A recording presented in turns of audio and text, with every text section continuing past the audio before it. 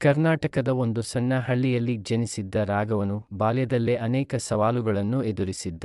ತಂದೆ ರೈತ, ತಾಯಿ ಕೂಲಿ ಕೆಲಸಗಾರ್ತಿ. ಆದರೂ ರಾಘವನಿಗೆ ದೊಡ್ಡ ಕನಸು.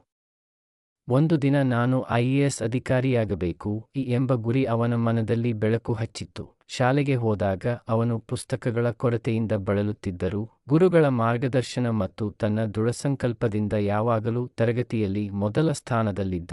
ಊರಿನ ಎಲ್ಲರೂ ಈ ಹುಡುಗ ದೊಡ್ಡದಾದೀತು ಎಂದು ಹಿಗ್ಗುತ್ತಿದ್ದರು. ಪದವಿ ಪೂರ್ಣವಾದ ಮೇಲೆ ಅಪ್ಸ್ಕ್ ಪರೀಕ್ಷೆಗೆ ತಯಾರಿ ಮಾಡಲು ನಗರಕ್ಕೆ ಹೋದ. ಹಣದ ಕೊರತೆ, ಕೊಠಡಿ ಬಾಡಿಗೆ, ಪುಸ್ತಕಗಳ ವೆಚ್ಚ ಎಲ್ಲವೂ ಅವನಿಗೆ ಕಂಟಕ. ರಾತ್ರಿ ಹೊತ್ತು ಹೋಟೆಲ್ನಲ್ಲಿ ಭಾಗಕಾಲಿಕ ಕೆಲಸ, ಹಗಲುಗಾಲ ಅಪ್ಸ್ಕ್ ತರಬೇತಿ. ನಿದ್ರೆಯಿಂದ ಕಣ್ಣು ಕೆಳಗೆ ಇಳಿದ ಕರಿ ವಲಯಗಳಿದ್ದರೂ ಮನಸ್ಸಿನಲ್ಲಿ ಇದ್ದ ಕನಸು ಮಿಂಚುತ್ತಿತ್ತು. ಮೊದಲ ಪ್ರಯತ್ನ ಅಪಜಯ.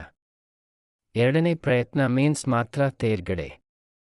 ಮೂರನೇ ಪ್ರಯತ್ನದ ಮೊದಲು ಅನೇಕರು ಬಿಟ್ಟುಬಿಡು, ಇದು ನಿನ್ನ ಮಟ್ಟಕ್ಕೆ ಅಲ್ಲ ಎಂದು ಸಲಹೆ ನೀಡಿದರು.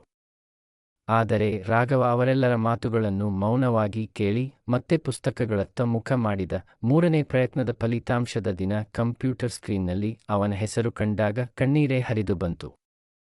ರಾಘವ ಇಂಡಿಯನ್ ಅಡ್ಮಿನಿಸ್ಟ್ರೇಟಿವ್ ಸರ್ವೈಸ್ AS ಹಳ್ಳಿಗೆ ಹಿಂದಿರುಗಿದಾಗ ಅವನನ್ನು ಸ್ವಾಗತಿಸಿದ ಜನರ ಕಣ್ಣಲ್ಲಿ ಹೆಮ್ಮೆ ತುಂಬಿತ್ತು.